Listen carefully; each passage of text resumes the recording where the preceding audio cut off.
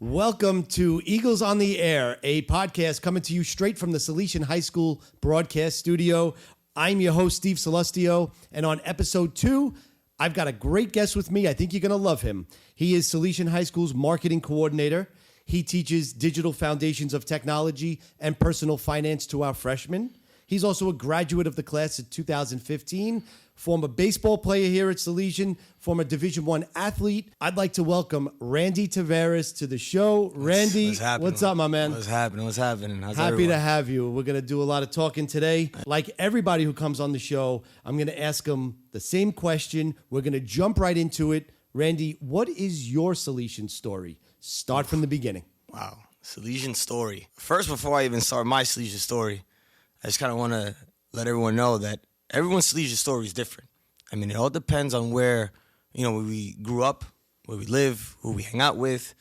But somehow, it all gravitates us back into this beautiful campus at Salesian, which is considered my home, which is considered to many of Salesian graduates' home. Well, my Salesian story actually started, this was 2011, and somehow, I was originally supposed to be going to public school in RK 141. I actually grew up on the other side of the Bronx from here, 233 on Broadway, and Kingsbridge Little League. I mean, you're talking about back in the day.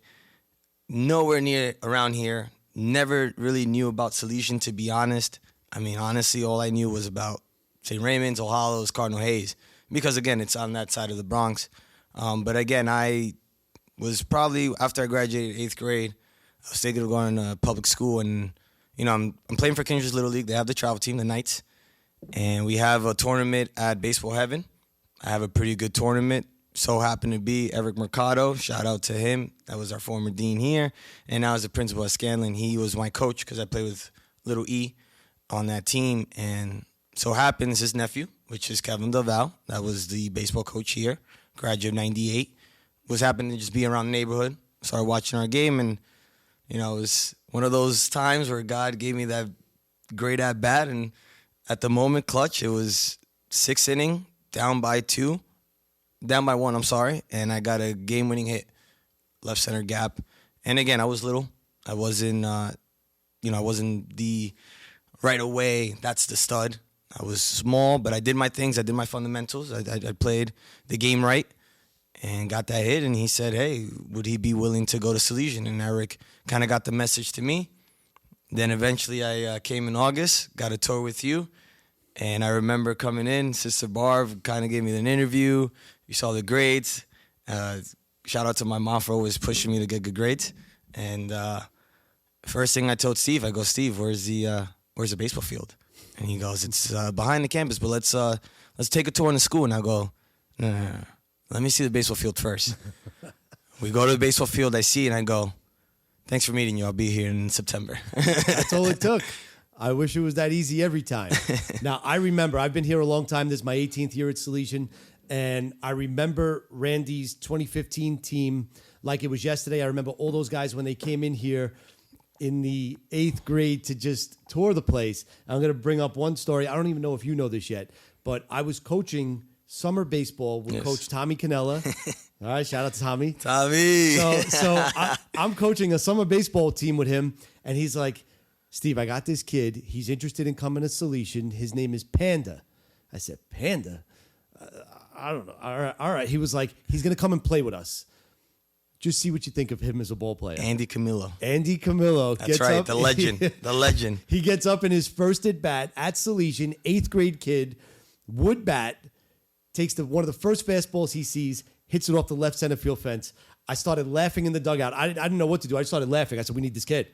So we were able to sign Randy just by looking at the baseball field. Yeah. Andy was right behind him. Louis came. Arias was right behind him. Sammy Zambrana came.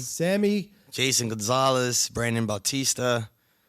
And then the year after, obviously, then the other greats came. Skylar Pichardo, Sean Casada, Nick Generali came through big lefty pitcher. Drogsnack. Yep. I mean, yeah, we had a pretty good team. I used to watch this team. I used to go down to the field, watch this team play. They were like can't miss baseball. And it turned out to be one stud after the other.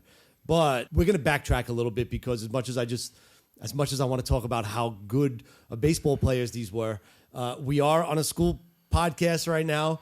And I do have to say that whether it was Randy or Lewis or Panda, these guys were good students, number one. All right, all you guys, whether you were on the National Honor Society or nailing the honor roll every semester. AP classes. AP courses. Mr. These guys, J, AP Calc.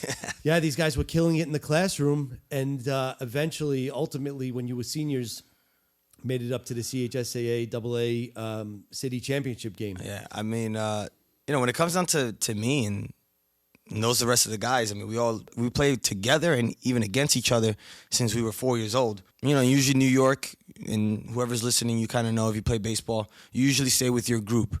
And group as in the sense of even though there's different little leagues, you find a way to play against each other or with each other, either with a travel team or either with a little league or either with any club that you find a way or showcase eventually you get to high school. You kind of find your group. Yep. And that was my group. And,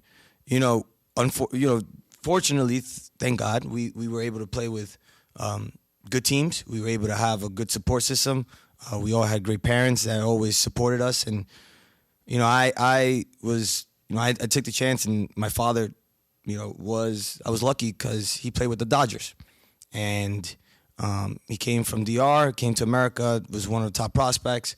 Eventually, it didn't happen to get to the bigs, but he was a big prospect enough to have all these contacts, and he always gave me the baseball route, and he always said school first, school first, school first, because he understood that without grades, you ain't getting anywhere. Yeah. And we preach that to our guys here, and we preach it to the guys that I train.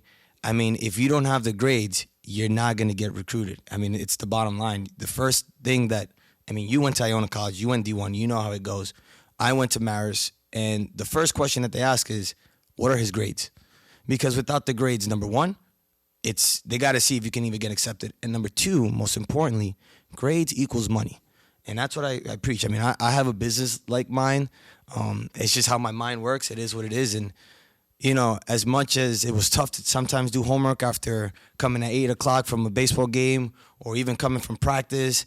And, my trip wasn't as easy to come to Salesian because I had to take the Metro North, the 9 bus, and go back to the other side of the Bronx. But I knew that if I didn't do that assignment, I didn't do that essay, or I didn't study for that test, my chances of going D1 was going to be tough. And, good thing is I was able to get the good grades. Salesian pushed me to, take honors classes, take AP classes. I had the right group around me. We all studied each other. The teachers were fantastic here. And it allowed me to be a student athlete. It allowed me to have good grades. And it allowed me to actually have a scholarship that my parents were able to actually afford.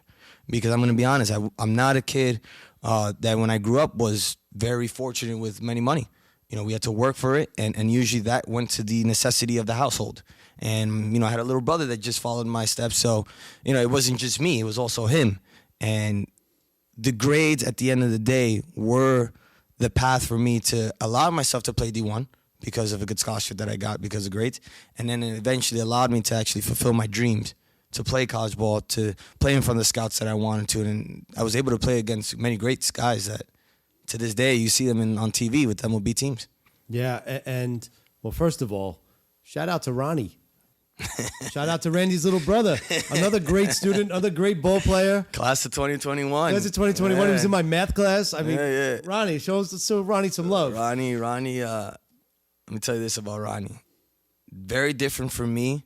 Same drive, though. He kind of did his own way. I did my own way, and our parents allowed that, but literally a brain, a genius, and took everything easy. Like it's just, he never stressed about anything. I was usually the one that was working hard until my hands were bleeding from either from batting or I was reading the books, and he just kind of read it one time, took a couple swings, and it just came natural to him. So very laid back. He was in my math class, like I said. He's living life now in Miami, so listen, even though you graduate from Salesian, my man is making it happen in Miami in the 305. So we're global out here. Now, I want to go back to something you said a little bit about the support you guys got when you were students here. And if I remember correctly, even across the hall from the broadcast studio right now is room 310. And if I'm not mistaken, you guys used to have a study hall Mandatory. even before practice. Mandatory. Yep. Mandatory. So Coach, I think it was Coach Del Valle at the time. Coach Del Valle and Tommy Canella, Mr. Canella at the time, he was the one that pushed us to get grades. And the moment believe it or not, the moment we had a C, he was all over us. I mean, if we either flunked a test or we missed an assignment, he was on top of us left and right because eventually, again, we were student athletes. We were fortunate to be good. You know, we took care of it in the baseball field, but he was really on us on the grades, and I will always thank him for that. I'm always grateful for him. The big gato, that's Tommy Canella. Thank you for everything. No, really, because, you know, he helped all of us. And you see Panda, and the last you think of is him having a 3.3 GPA. Lewis, you see him, you go, oh, you look at this guy, he's only baseball. That's a 3.4 GPA guy. Yes, it is. You know, Sammy Zambrana is another one that had over a 3.0. And believe it or not, I mean, if you look at our GPAs, it was pretty impressive because, again, it was the mentality of if you don't get your grades, you're not going to play in the next level. And it also helped out that we played in great travel teams. I came out of the Bronx Bombers from the start of it. Andy, Camilo, Lewis came from the Grays, another great organization that is now still going on. And it was left and right guys were getting committed. And for us to get committed, we knew that the coaches went to our coaches, and the first thing they said was, what are his grades? And that's where Salesian, again, helped us all out to what it is now. Well, let's get back to Salesian itself. If you've ever visited, if you're following us on social media, if you've ever been to our website, you see the words home, school, parish, and playground everywhere. Those are the 4 pillars of Salesian, not just Salesian High School, but Salesian worldwide. So homeschool, parish, and playground. I look at guys like you, like Andy, like Lewis, and I say, that seemed to conform to those guys perfectly. You guys had a great group of friends, teammates, who all felt at home over here. You all did tremendous in school. You know, you all built your faith. You all came here with not necessarily a Catholic school background, but a Catholic background. You had a faith background. We all came from public school. That's the crazy thing. Yeah, all came from public school with a Catholic background. So we were able to build that parish, build that Catholic faith up. And then obviously the 4th pillar, the playground. I mean, from you guys being one of the best baseball teams in the city to all thinking you were the best basketball players in the school. I was about to mention that right now. I mean, listen, let me tell you this. As much as we speak in baseball, and obviously that's my background, we probably in the offseason played a little more pickup basketball than we should have been swinging more. Yeah, when it comes down to home, I mean, as we got older here, it was more home to us in the sense of it just felt right. It just felt right. And there was times where we were close to the basketball team. Basketball had a great season that time. Yep. Shout out to Kevin Silverberg, Juan Mora, Gio Lopes, Brandon Price, Alex Roman, Justin Anderson. I could keep on going. But they had a great season that year. And us, of course, thinking that, you know, gym class was getting competitive with them against basketball against baseball.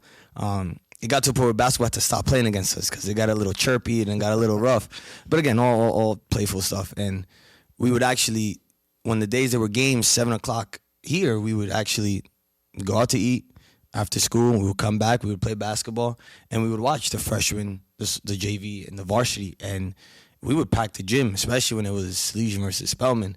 I mean, even to this day it does, but I'll never forget those days where we would all literally as a class, now I'm not talking about just baseball, as a class, 2015, the 2016s, the 2017s, we all got together just to watch our brothers. That's what we saw. I mean, we saw Kevin Silverberg, and he's one of us. That's how we see him.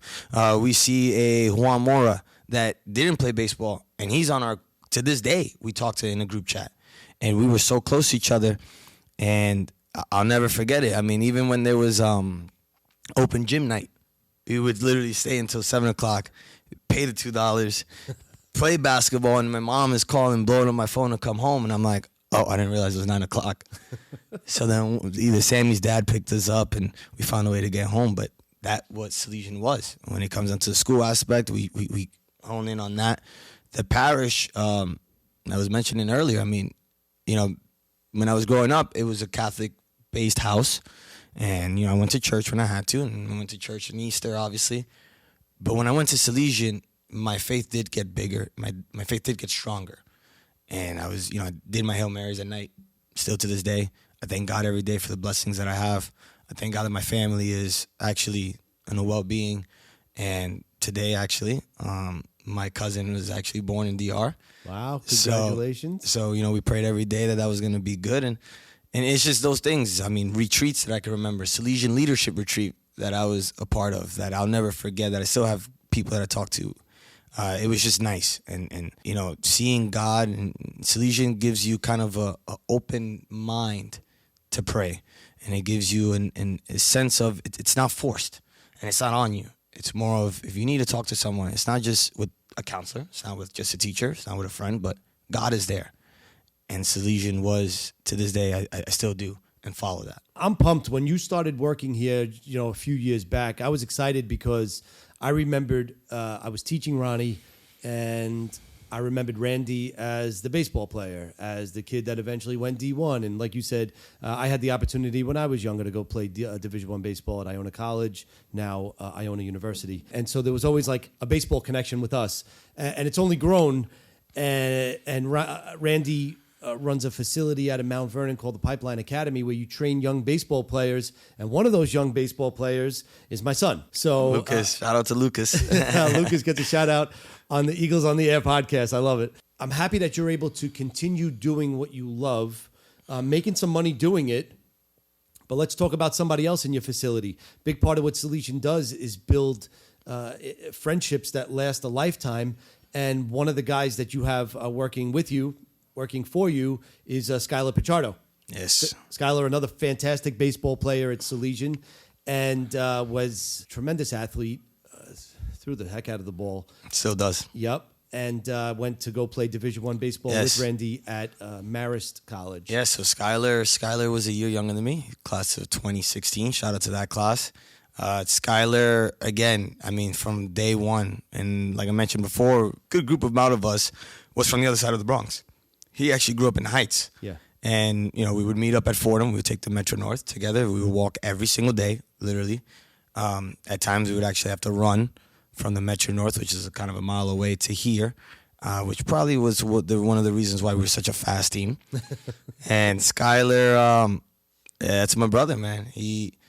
Not only did he play with me here, and we had so many good moments here and so many memories. I mean, even to now, we still talk about, hey, remember when this happened, or remember when that happened at Salesian, and we call the guys that it actually happened. So, but we actually played in college together as well. He was actually my college roommate. We played with Marist together. We won a MAC championship 2017. Yep. He was a big part of it. One of the few freshmen that actually was coming out of the bullpen when we needed him the most. And I was fortunate enough to be the starting shortstop. We beat Iona. Sorry to say that. That's unfortunate. And then eventually we went to the regionals at Florida, Gainesville. And we almost beat Florida. We did have a good game. But, that was such a great experience. And even from there on, he became a starter, became one of the aces at Marist. So to play with him 3 years at Salesian, to play with him 3 years at Marist, I mean, you can imagine how many moments we had together. And the same way we were at Salesian every day, at Marist, we were just right there with him. And anytime, I mean, the only time we were separated was either if he had different class or when the pitchers and position players separated. But we were always together.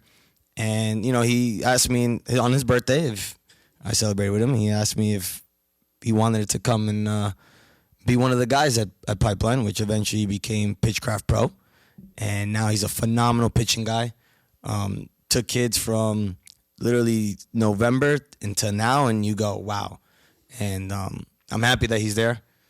Very trusted guy. And again, one of my brothers. You're happy he's there, and I sit in the parent section while you guys are training my son. And it's me as not the dad of the boy being trained, but Steve, who's been at Salesian High School all these years. It's rewarding. It's beautiful for me to see you two guys still this close, all this many years later. It puts the mission of our school, it brings it to life. It shows it like in real time. And that's the playground aspect. I mean, it is. People look at playground and you only think about how you're playing outside, you're playing recess. Yeah, that's part of it, but Playground really means when you're out there, and like Skylar, we practiced every day, we played every day, we did it in college. That's a lifelong, lasting friendship that you're going to have. And I mean, to the day I'm out, he's going to be there with me.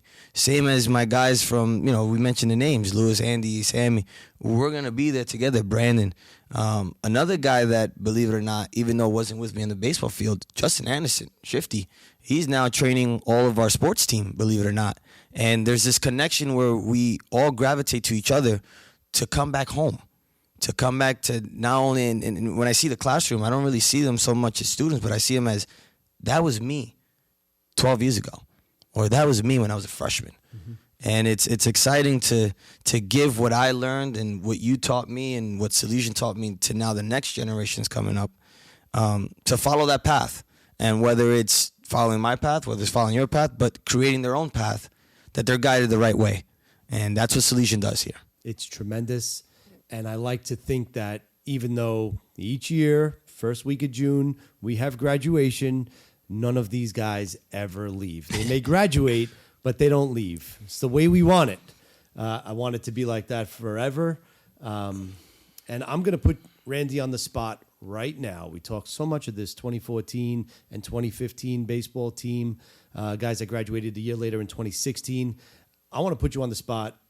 You got the job of getting some of those guys back here on campus. I want to see them as a guest on this show as soon as possible. So you got to make that happen. Yo, I'm going to send you the link. You better come.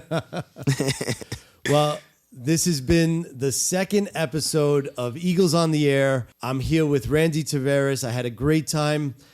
I hope that everybody's enjoying it, and I hope to hear from all of you in the future.